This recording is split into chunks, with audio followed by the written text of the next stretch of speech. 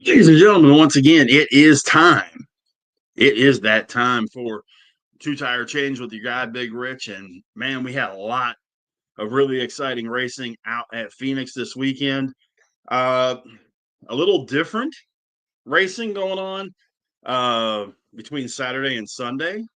A lot more, um, a lot more strategy involved on Sunday than there was on Saturday. Little more, shall we say, let's see, trying to think of the proper word for this. A little more hmm, abrasive on Sunday than it was on Saturday. Saturday's race, and we'll get into that in just a little bit.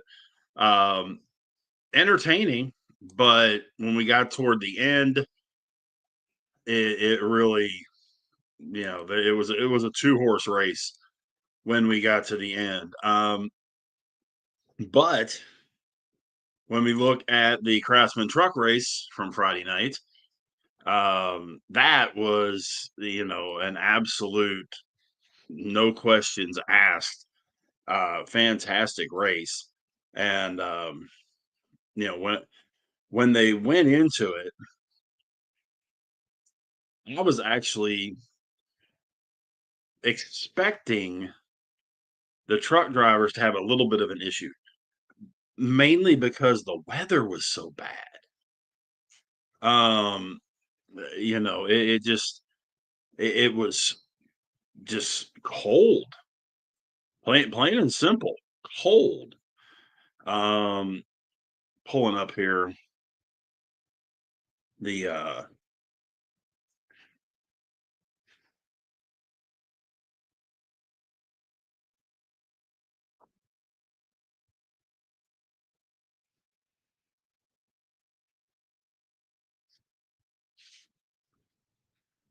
not sure why I'm having issues with my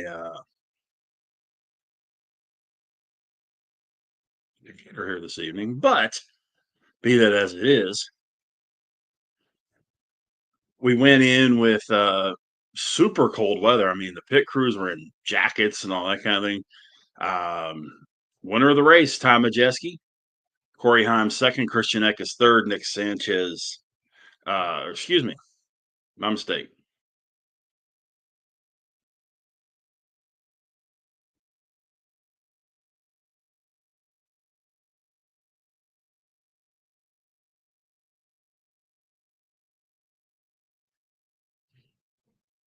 Excuse me, Corey Heim, your winner. Giovanni Ruggiero, who, man, I'm telling you what, this guy, if you've really paid attention to this guy, he wasn't a part of the Truck Series last year, but my goodness gracious, is he coming on? Um, he is going to be one of those guys, I think, that is going to move up the ladder super fast. He's got a good team behind him, and he's run extremely well. We'll get into that when we get into the points here in just a minute. But Ty Majeski third, Grant Enfinger fourth, Justin Haley fifth, Chandler Smith sixth, Daniel Hemrick seventh, Jason White eighth, William Sawalich ninth, and Frankie Muniz comes in the 10th spot. Um,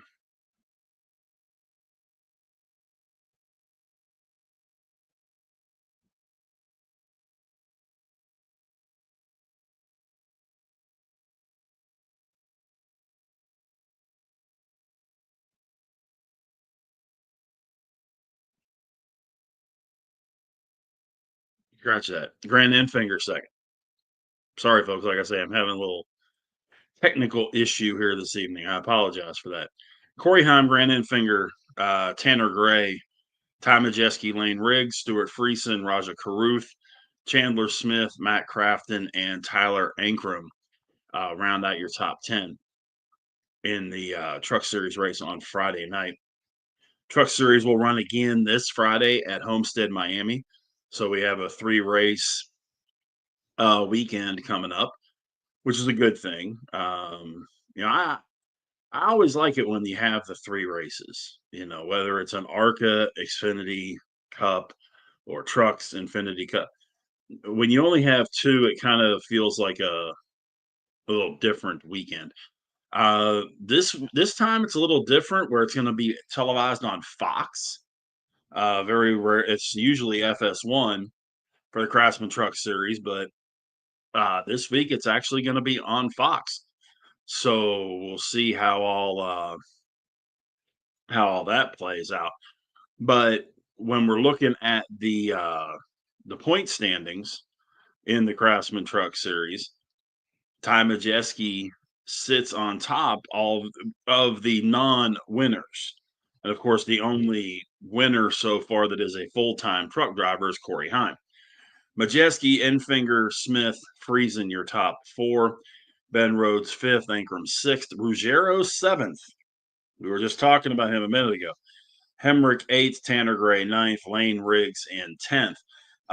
So, it's kind of an odd deal where you have one person that's won so far in the 3 races of the truck series, but that does happen. Sometimes you get these guys in the truck series that they'll just take off literally, and you know they have some do some things and have some things going that they'll just hit a run, they'll just hit a streak, and not a whole lot you can do different about it. But at the same time, you have the ability to, get yourself a nice substantial seating, and because you never know what's going to happen as the season goes on, as we've talked about before. In the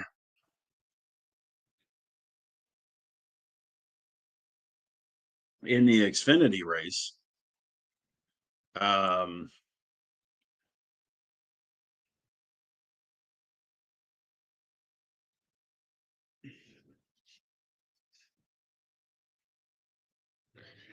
the Xfinity race really it disappointed me. I really did. And there's a reason why, and this is part of why when we talked last week, I was talking about what I talked about because they did exactly what I predict would happen. And fortunately, it wasn't that way for all 3 races. But when you got to that point in the race, you had 2 cars break away, and it was church after that. Justin Allgaier, Eric Almirola, they're gone. Half a second difference between the two this week. Allgaier beats Almirola. Jesse Love in 3rd place, 11 seconds back. You heard me right. 11 seconds back. Austin Hill 4th, Sam Mayer 5th, Brandon Jones 6th, Ryan Sieg 7th. A real nice run for him. Harrison Burton 8th, Connor Zilich 9th, Sheldon Creed in the 10th spot. So, real good day for those guys that you were expecting a good day from. Parker Retzloff had some struggles right out of the box. I mean, lap 1, he gets caught up in some garbage and he ends up running 21st. Matt DiBenedetto ends up 16th. Sammy Smith 14th. Christian Eckes 13th. So, you had the guys that you were kind of expecting to be where they were. There were a few guys though that had some rough days. Point standings in the Xfinity Series: 4 different winners. Allgaier, Jesse Love, Austin Hill, and Eric Almirola. Almirola, not a full timer though, so he's not going to count toward the playoff standings. And then you've got Connor Zilich as well. So 5 different winners, 4 different full time winners. Then after that, you go Sam Mayer, Sammy Smith, Sheldon Creed, Taylor Gray, Ryan Sieg, Christian Eckes, and Jeb Burton. Going to be the Xfinity Series. You've heard me talk about the last couple of weeks. I honestly think we're going to have more than 16 winners in. Excuse me, more than 16 winners in the Cup Series. I think we could have the same thing in the Xfinity Series. You still got a lot of guys yet that haven't been heard from. You haven't heard. You don't have a win from Sheldon Creed, who I really think is going to get his first win this season. Sammy Smith hasn't gotten a win yet. I think Ryan Sieg gets a win this year. Christian Eckes, I think, gets his first win. Carson Quapple, I think, is going to win a race. I wouldn't be the least bit surprised, and this may be my dark horse pick or whatever the heck you want to call it, but I think Josh Williams wins a race this year too. He had a bad issue. He was sick. I mean, sick. Wasn't supposed to start, and he ended up starting, made it to the end of stage one, and then got switched out. But he just was straight sick, and he gutted it out best he could. But it's just one of those deals that he he was running decent, but you could tell from the way he was talking to his crew and to his spotters and that kind of stuff. You could tell through his voice he didn't really. When you're sick and you just sound very, very, yeah. That's pretty much the way he sounded from the jump. So, they made sure to get him straightened up, taken care of, and you know, it was just one of those days for him. It happens, no major catastrophe, but you will end up with those times that you just can't get around it. Cup Series, different ball game to a very large degree. We had a really good competitive race for, I'd say, 95% of the race. Then we had someone pull away, and we'll get into that here in just a second. My guy that I picked to win this thing, Kyle Busch, had an absolutely horrific day with a capital HORRIFIC. Horrific. We'll talk about that as we get into this thing too. Qualifying, Michael McDowell was on the pole. Joey Logano was on the outside. Cindric third, Kyle Busch fourth, Eric Jones five, Alex Bowman six, Josh Berry seven, William Byron eight, Zane Smith nine, and Kyle Larson 10. A couple of Penske drivers, three Hendrick drivers, but Spire Motorsports up there on the front row, on the pole with Michael McDowell, and a couple of Penske cars with Logano and Cindric in there. So, they get everything. And those of you that watched the race, Morgan Freeman was the Grand Marshal, the voice of God. Okay. Very disappointing. You expected something really, you know, substantial, really not Michael Buffer-esh, but Morgan Freeman-esh, No. Gentlemen, start your engines. What? Yeah. He just didn't seem to have any to him. You know what I mean? So I was very disappointed with that because when I heard he was going to be the Grand Marshal, I was like, "Oh, this should be pretty cool." Yeah, it pretty much sucked. So a lot of people were complaining about that. Um, so we get everything started. Logano gets around McDowell quick, and we ended up in. There were a lot of wheel issues, and we'll talk about these as they go. And I'm not meaning tires. There were tire issues too, but there were a lot of wheel issues. Ryan Blaney started it all off. He had some kind of an issue with the left front. Started in the back of the field after a crash in practice because of a blown right tire. Chase Briscoe brings out the first caution. Why? His left rear wheel came off, rolled and leaned against the wall near turn two. Now you got to remember, if you lose a wheel on track, you not only get a 2-lap penalty, but your jackman and your tire changer, or your crew chief and your tire changer, will be suspended for 2 races. The reason that happens is because, that's part of a safety issue. and they've really cracked down on that over the last few years. The crew chief being suspended is if it becomes a uh, frequent thing. I don't really want to say frequent, but repetitive thing. So Chase Briscoe brings out the caution. Denny Hamlin and Kyle Busch both got pit road speeding penalties under the first caution. This is the first of Kyle Busch's issues on the day. Austin Cindric leads on the restart. Him and Bowman are trading the lead.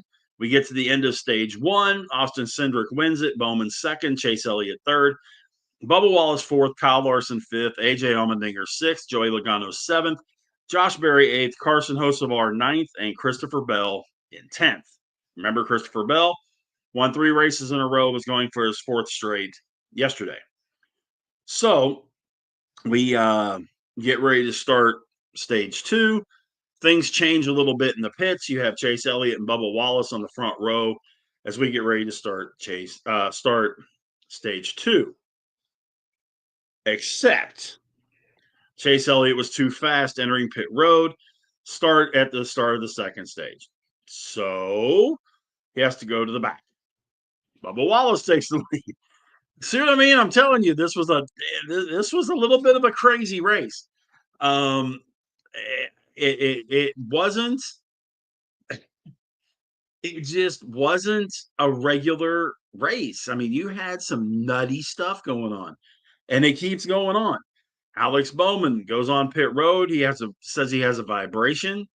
Comes in under green, and it was a good thing he did. They showed the tire. He was all the way down to the tread, and you get down to those treads, it's not a good thing. So, you're riding that razor thin, I'm going to blow my tire thing. Larson passes Wallace on lap 101 to get the lead. And then you have your third caution come out because of Shane Van Gisbergen spinning out. Excuse me, he's in the middle of a 3 wide. Ended up spinning. Ryan Blaney gets his lap back after he lost the lap in the first stage. So Van Gisbergen brings out the caution. Bubba Wallace takes the lead for the restart. Him and William Byron are at the front. Christopher Bell stops in Chase Briscoe's pit stall. Why? To fix a loose wheel. I'm sure you're going, why would he stop in Chase Briscoe's stall? Well, I'm going to explain it to you. Christopher Bell, they drop the jack. He starts taking off, and the crew realizes that they didn't tighten the wheel. Okay. Instead of having a similar situation to what happened with Chase Briscoe, Christopher Bell stops in his teammate's pit. Bell and Briscoe both run for Joe Gibbs Racing. Bell stops in Briscoe's pit. They tighten the lug nut, and he goes on. Now, is there a penalty? Yes. Is the penalty as bad as if he would have lost the wheel? No. All he had to do was start at the back of the longest line. Okay, no problem. So what happens now? We get back going, and guess what? Kyle Busch loses his right rear wheel, bringing out the 4th caution. So the rim is ground down, the tire's cut in half, and it just continues being when we were little kids, they read this book called Alexander and the Terrible, Horrible, No Good, Very Bad Day. This was Kyle Busch's day yesterday. So, hi, we have a appearance on the show. Hi, buddy. Hi. This is Jackson. You want to say hi to everybody? Come here. This is Jackson's doggy. See Jackson's doggy? Where are you going? Come here. What? Come here. Come here. But anyways, so Kyle Busch loses his rear wheel. Not a good situation. Not a good situation at all. Go. Your train's in the living room, buddy. No, they're in the living room. Mommy and Gigi's got it. Got it. Go ahead. Mommy and Gigi got it.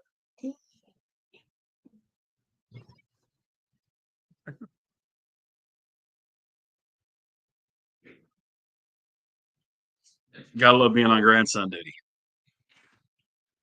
So We end up with Bush having this wheel go. Fortunately, he didn't tear the car up too bad. Um, he did hit the wall, didn't tear it up too bad. SVG now has tire trouble, has his right front go flat, makes it back to pit lane. It's a good thing. Then we have our fifth caution of the day. Todd Gilliland hits the wall, spun out, brings out the fifth caution, and we're just past halfway. Ross Chastain wins the race off pit road and takes the lead with about 13 laps left in stage two. And then Larson and Byron and Chastain are fighting to win stage two. Larson ends up winning it. Byron ends up coming in second. Ross Chastain's third. Bubba Wallace fourth. So a good solid stage two for those guys. Not as good for the guys that did well in stage one, but that's okay because things are going to turn around in stage two.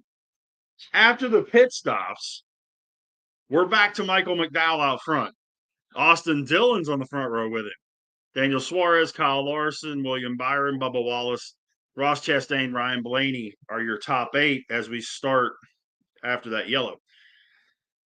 Larson gets back out front as we get ready to start the final stage. And so now comes the real entertainment portion of our program. Cody Ware spins in turn three, brings out a caution. No problem. So Ty Gibbs ends up pitting the wrong way after he spins in his pit stall. Now, I'm sure you're going, why did he spin in the pit stall?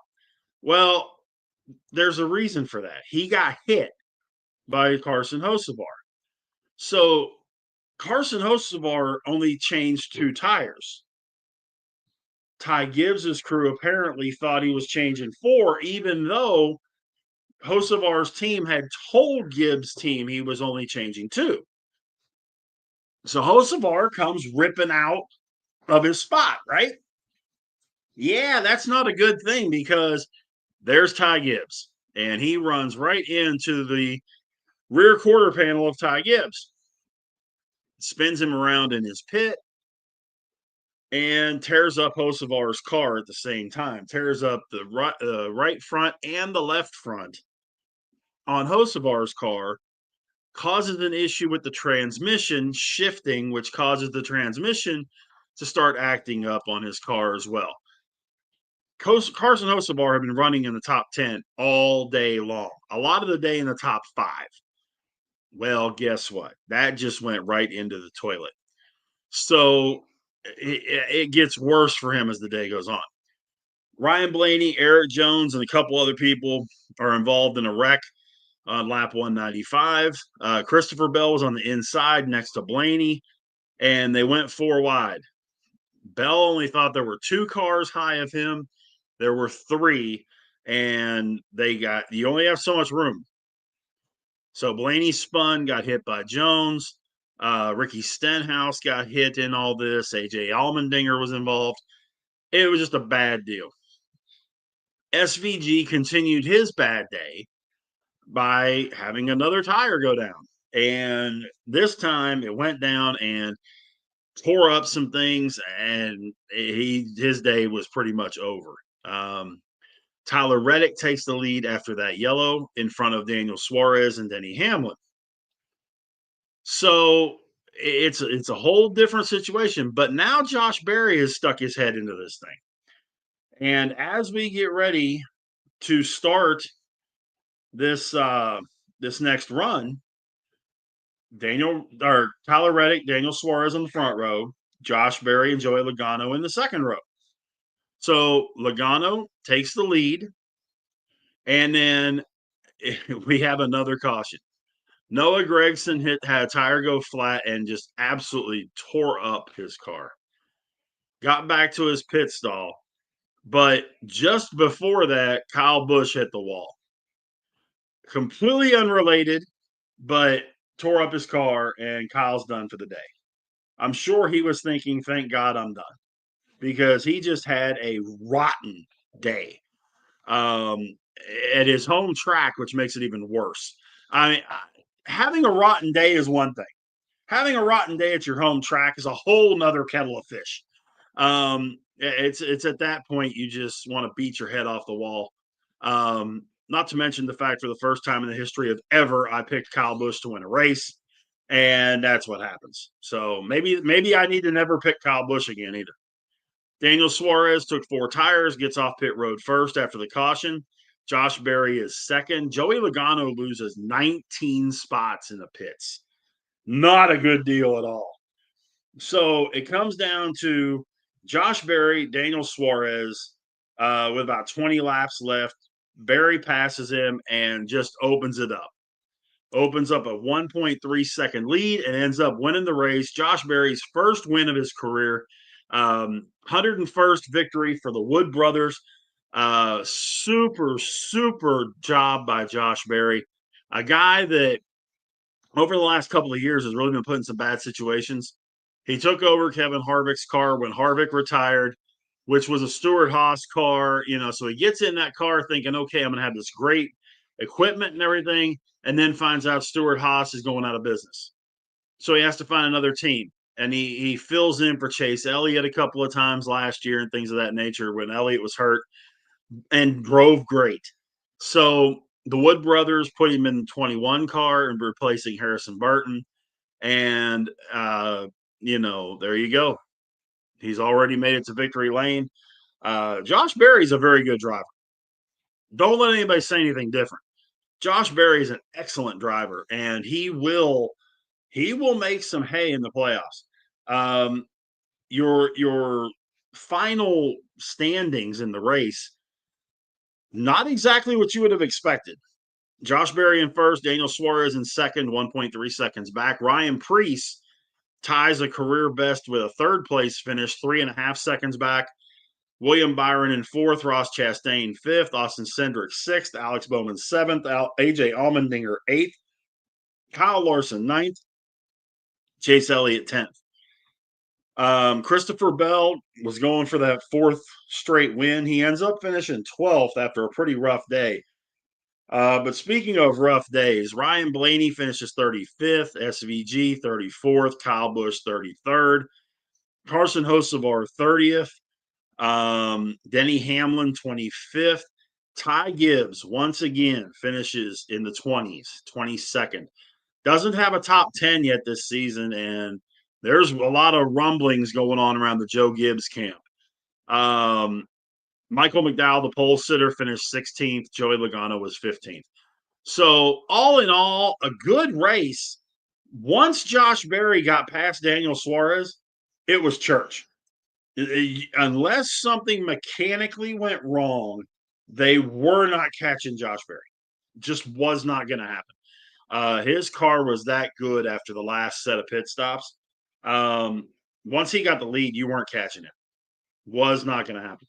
So good for him. Locks him into the playoffs.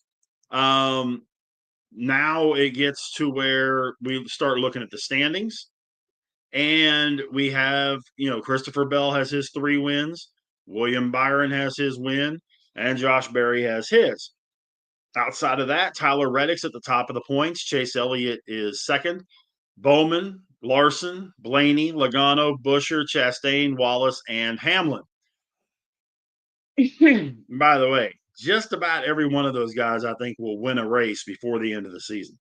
Putting it out there. Kyle Busch is all the way back in 17th in points. We've got a lot of guys that are far back on this list in points that by the time it's all said and done are going to make a substantial run to the front. This coming week, as I mentioned about the trucks and Xfinity and Cup, it's all going to be at Homestead-Miami Speedway. Friday at 8 o'clock Eastern for the trucks, Saturday at 4 Eastern for Xfinity, Sunday at 3 Eastern for the Cup Series. We talked about the Carson Hocevar deal and him having that issue in the pits. Well, apparently it carried over after the race. This is according to Rich Jones from MSN.com Sports. Carson Hocevar hit Ty Gibbs on pit road in an incident which left him fuming and saw his own team apologize to him at the Pennzoil 400 in Vegas. We talked about how they had the agreement, he was only going to take 2 tires and expected a clean exit to get out. Hocevar went bonkers on the radio and threw a few choice words out there. Said he had left and right front damage done. They tried to fix it, couldn't fix it. So it's not a good deal. Hocevar finished 30th after his issues. Gibbs came home 22nd, as we talked about. Not a good deal. It does happen. And Hocevar, people people don't understand, I don't think, what with Carson Hocevar. We've talked about it a lot in the past. Um, and he's a young guy that can be overly aggressive, but he's aggressive. I've listened to a lot of older drivers, the Darrell Waltrips of the world. Even Dale Earnhardt said this. Dale Jr. has said this. Jimmy Johnson, Jeff Gordon have said this. It's a whole lot easier to turn them down than it is to crank them up.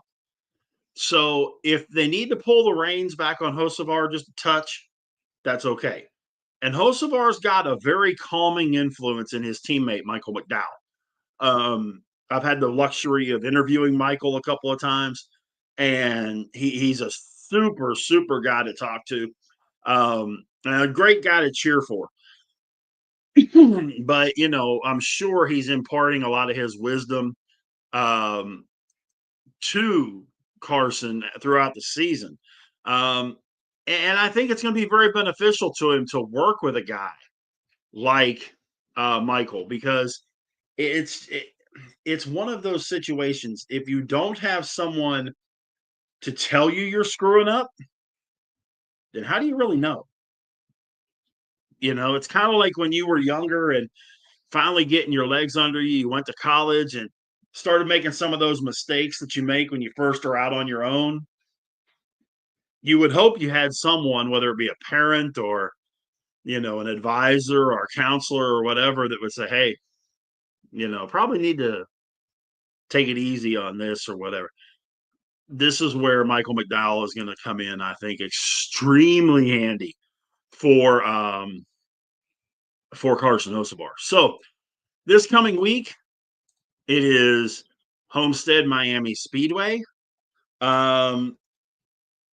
It's an interesting track. It used to be the last track for the championship in the playoffs before they changed it to Phoenix a couple of years ago.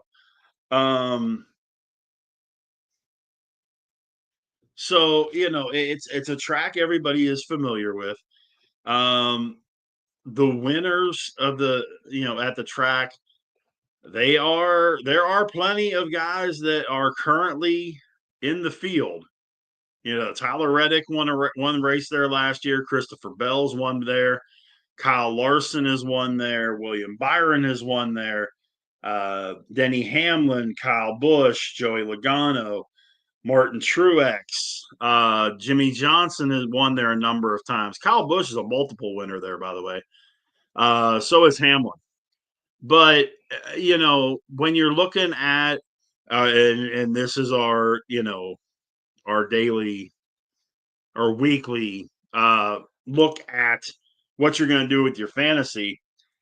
Uh, you know, I I'm going to be a little more aggressive in my guesses this week. Um, they're showing Las Vegas is showing. Well, actually, this is Florida Bet. I'm sorry, Florida sports betting. So, but Florida Bet says Christopher Bell's a favorite to win the race. Okay. They've got Tyler Reddick at 5 to Bell's at 4.5 to 1. Reddick is 5 to 1. Blaney's 7 to 1. Larson 7.5. Hamlin 8. Byron 8. Elliott 9. Kyle Busch 10 to 1. Hocevar is an 11-1. Very interesting. Joey Logano, 12.5-1. Interesting. Ryan Preece coming off of that great run last week, 14-1.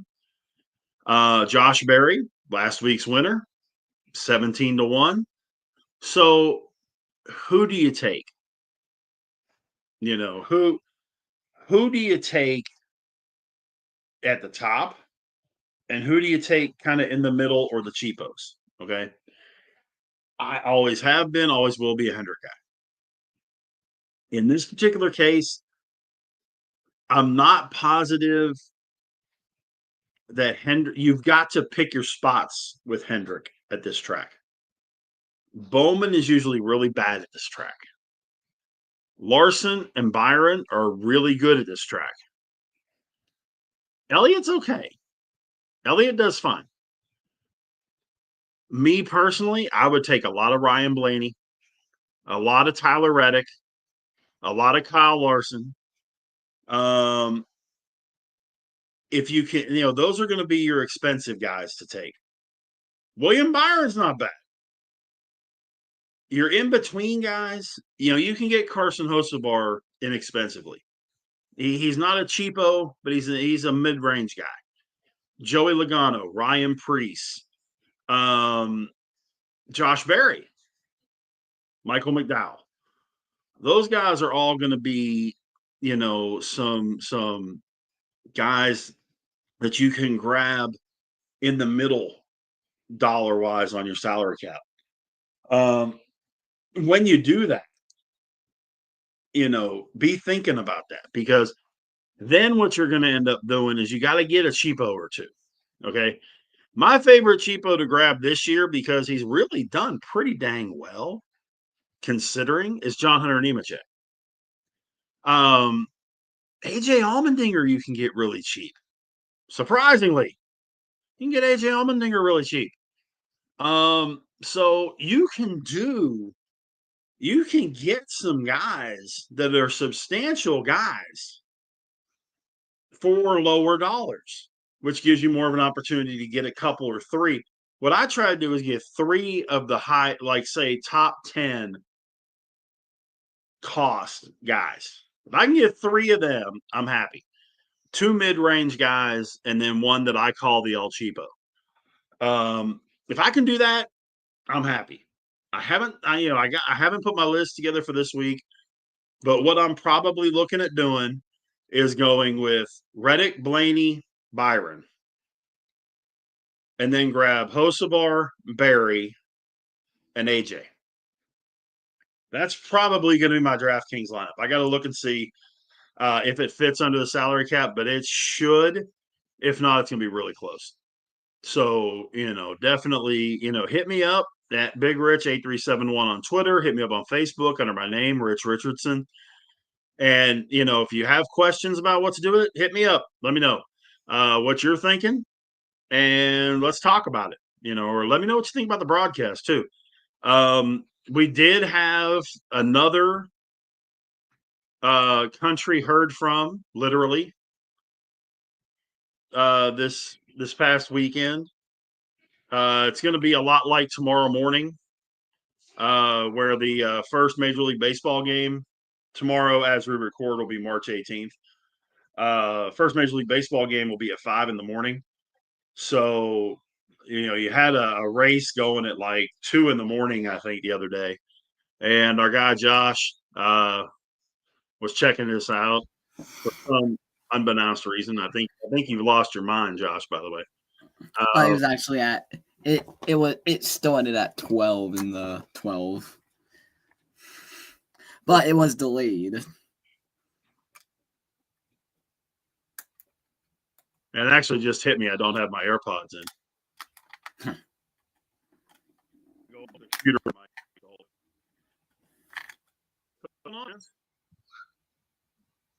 Can you hear me?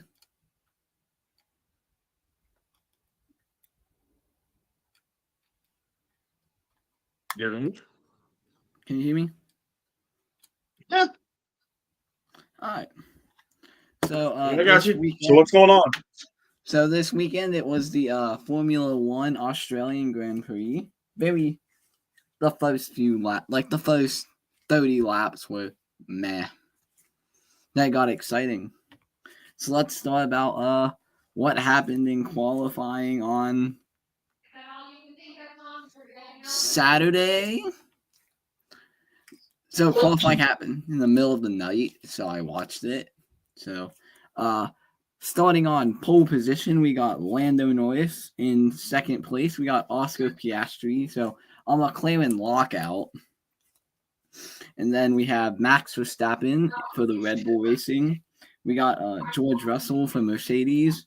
We got a very surprising one, by the way. Yuki Tsunoda in fifth for the Racing Bulls. Then we have Alex Albon for Williams. That's also a surprising one. Then we have Charles Leclerc in crap.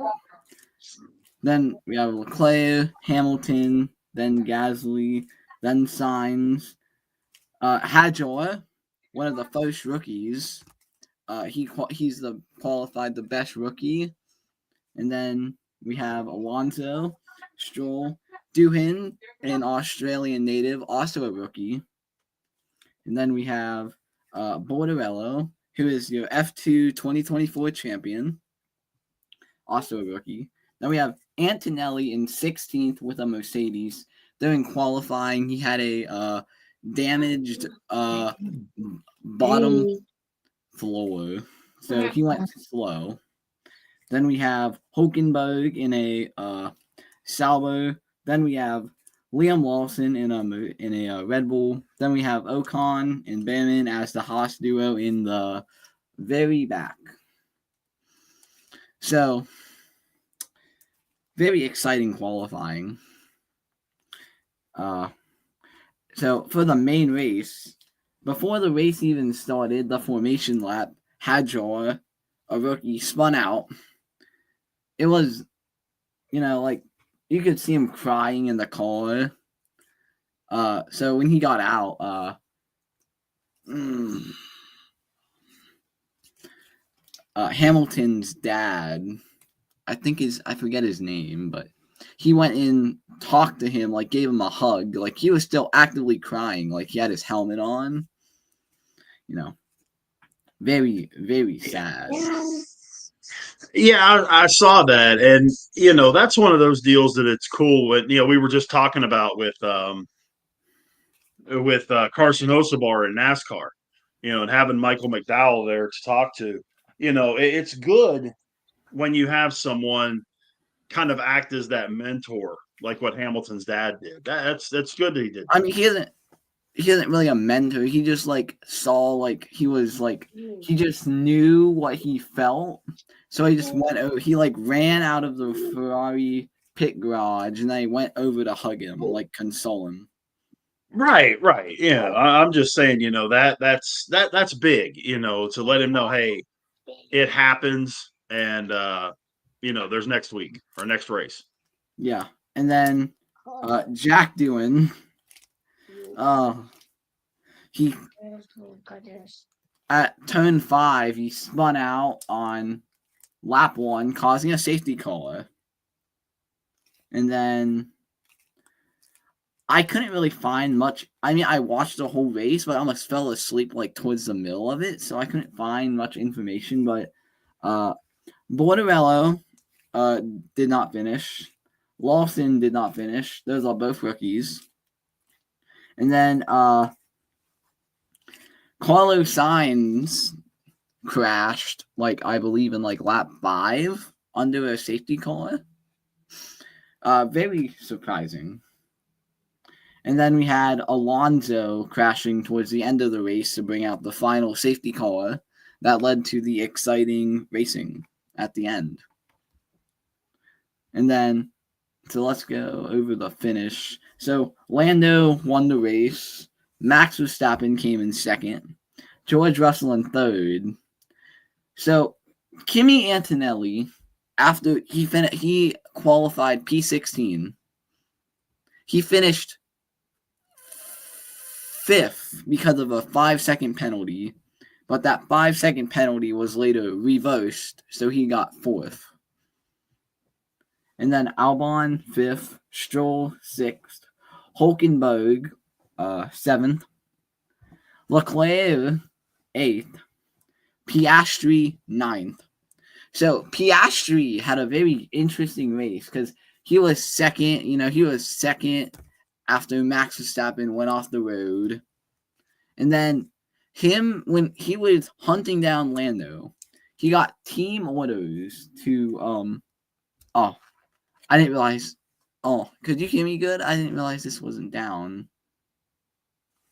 I heard you fine. Okay. Piastri, when he was chasing Lando, they both went off the road. Lando recovered, but Piastri went into the grass, and he took like a minute before he backed up onto the road, onto the track, and then he pitted. So he was like very last, and then he finished 9th. And then we have Hamilton finishing 10th, which I saw a post somewhere that is Ferrari's worst start, like debut, since like 2004.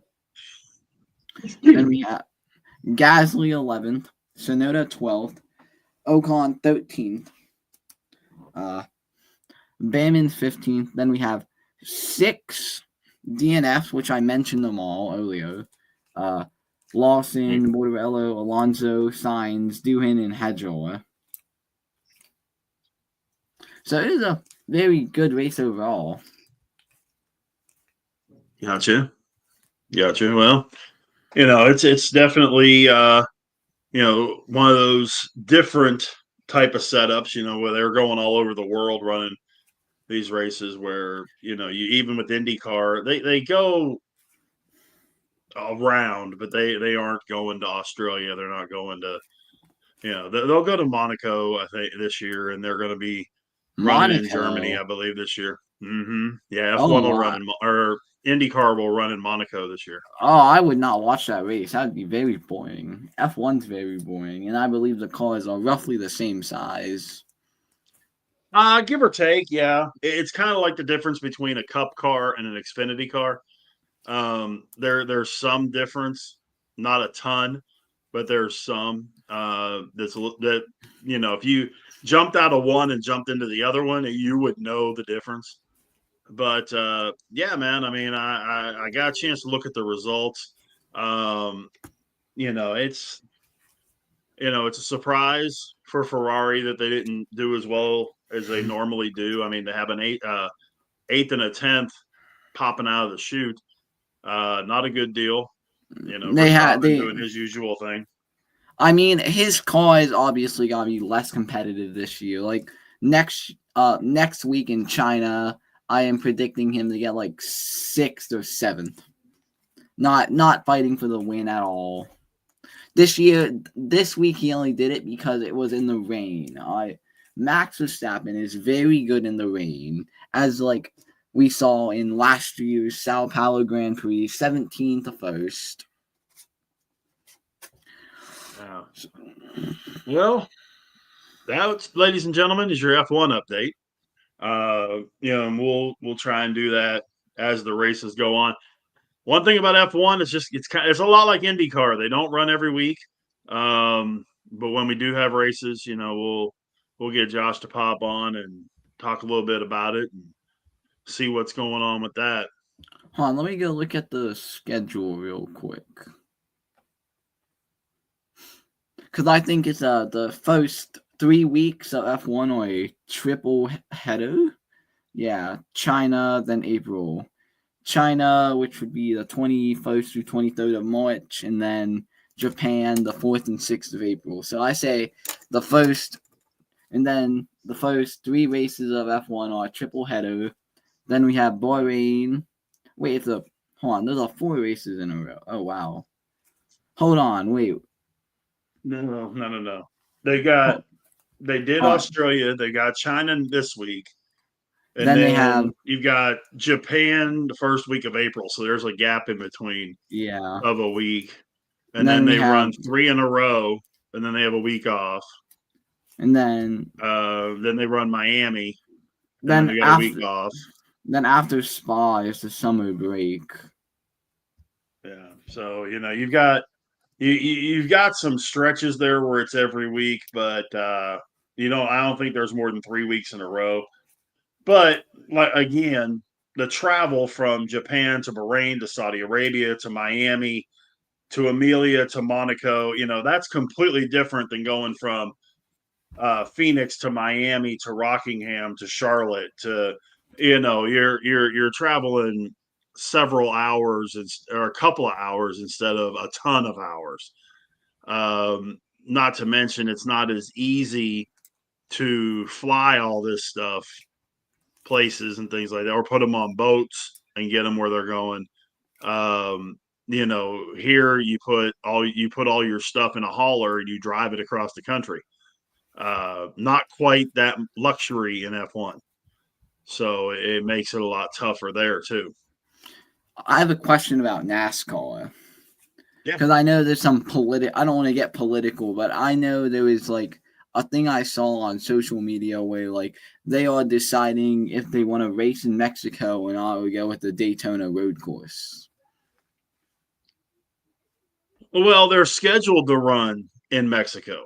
Um, the Xfinity Series and the Cup Series are both scheduled to run there, I think, in June. Might be July, but I think it's June. Um, I know there's discussions about not about changing it.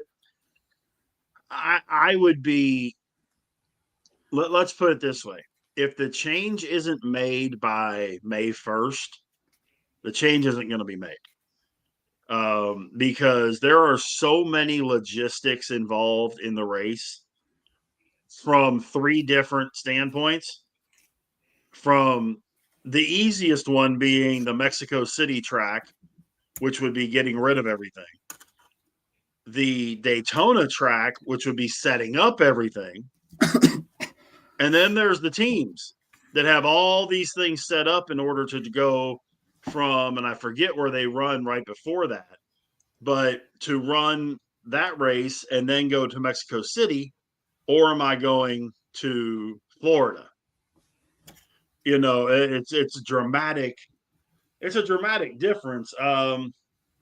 If I remember correctly, let me pull this up here. It is in June. It's June 15th. They're in Michigan the Oh, previous week. June 15th. So That's Father's Day. Canada. That's Huh? my. So that'd be Canada. My birthday is on June 10th, so. Yeah, June 15th is when they're supposed to be running in Mexico City. They would be coming from Michigan. Now, granted, Oh, I wow. know this because of where I live. I-35 is a straight shot from Canada straight to Mexico. All you got to do is jump on I-35. It takes you straight through the country and would get you there. Going distance wise, it's probably about the same to go from Brooklyn, Michigan, which is where they run the races, to Mexico City, as it would be to go to Daytona. It's a 37-hour normal drive. It's 2,172 miles from Brooklyn, Michigan to New York City, or to Mexico City. Okay. It is 1,092 miles to Daytona Beach.